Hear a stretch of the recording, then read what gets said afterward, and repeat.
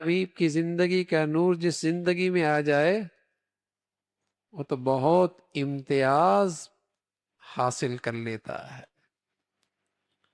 اس کی شان ہی مختلف ہوتی ہے۔ ان تتقوا اللہ یجعل لکم فرقانا، ان تتقوا اللہ یجعل لکم فرقانا، اگر تیری زندگی میں تقوی کا نور ہے تو اللہ تجھے فرقان بنا دے گا، تجھے ایک امتیاز دے دے گا۔ اگر تم اپنی زندگی میں تقوی لے آؤ گے تمہیں اللہ فرقان کی دولت عطا فرما دے گا۔ فرقان خود تمہاری ذات روشنی کا ایسا نمونہ بن جائے گی جس سے لوگ کامیابی کی منزل پائیں گے، تمہیں فرقان کی دولت مل جائے گی۔ لیکن اس کے لیے شرط کیا بتائی؟ ان تتقوا اللہ، اللہ کی نافرمانی سے بچنا، اللہ کی نافرمانی سے بچنا۔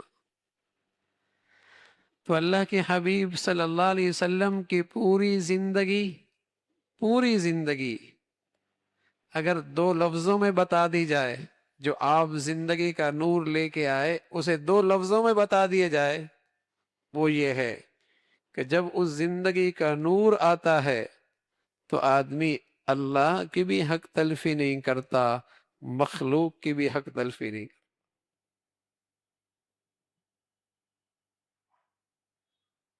خالق کا حق بھی ضائع نہ کرے، مخلوق کا حق بھی ضائع نہ کرے، یہ اللہ کے حبیب کی زندگی کا نور ہے۔ جسے یہ مل جائے، فرمایا یہ تو پھر ایسا ہے دیکھنے میں عام انسانوں کی طرح،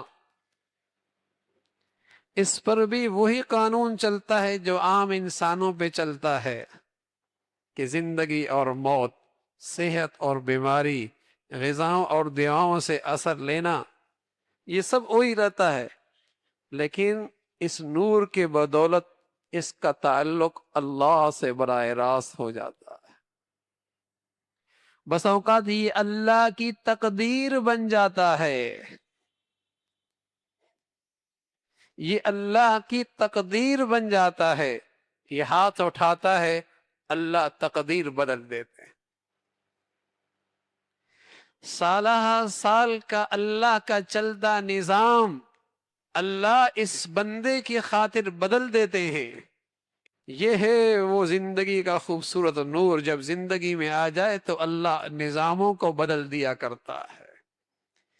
دیکھنے میں مریم بھی ہزاروں لاکھوں عورتوں کی طرح ایک عورت ہی ہے، ایک ضابطے کے تحت دنیا میں آئی، ایک ضابطے کے تحت ہی دنیا سے جائے گی، لیکن مریم کی پاک دامنی نے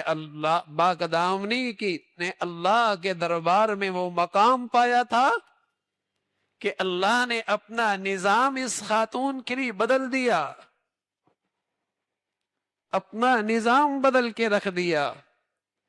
حضرت مریم سے فرمایا آپ کچھ نہ کہیے گا، ان سے کہیے گا بچوں سے پوچھ لے۔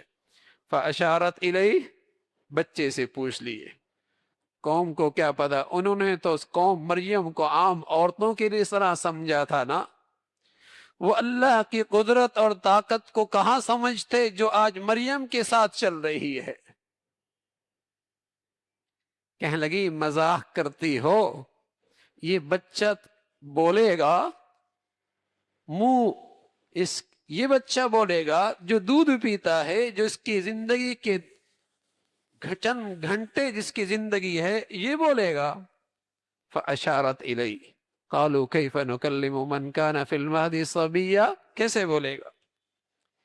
اللہ رب العزت نے اس بچے سے کہا کہ آج میں نظام بدلوں گا۔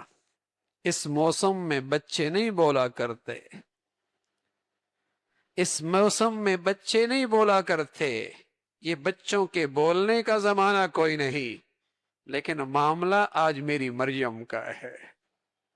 آج سالہ سال کا چلنے والا نظام بدل دوں گا، سالہ سال سے چلنے والا نظام بدل دوں گا۔ मासूम बच्चा बोलता है, कहता है इन्नी अब्दुल्लाह आतानी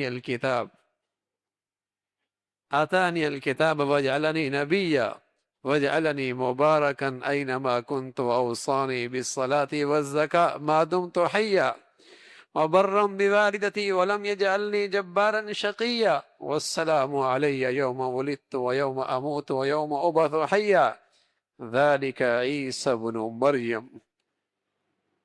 ये छोटा बच्चा एक तकरीर करता है, इसी बचपन में करता है, इसी दूध पीते मौसम में बोलता है और खूब बोलता है।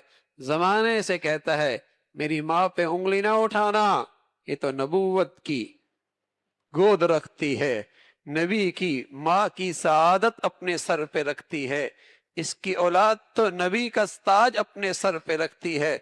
इन्नी अब्दुल्लाह आतानी अल किताब वलम आतानी अल किताब वजअलनी नबिय्या। यूं हजरत इब्राहिम बच्चा बोला और खूब बोला। हमें अजीजों, देखने में जो तकवे का नूर रखे, तकवे का नूर रखे और खालिक का हक भी जाया ना करे, मखलूक का हक भी जाया ना करे, देखने में वो आम इंसानों की तरह लगता है, लेकिन कभी वो अल्लाह की तकदीर बन जाता है। कभी उसके साथ अल्लाह की मदद और नुसरत साथ चलने लगती है। अल्लाह सालहा साल का निजाम उसकी खातिर बदल देते हैं। और यही वो असल ताकत थी मुसलमान की, यही असल मुसलमानों की ताकत और कीमत थी।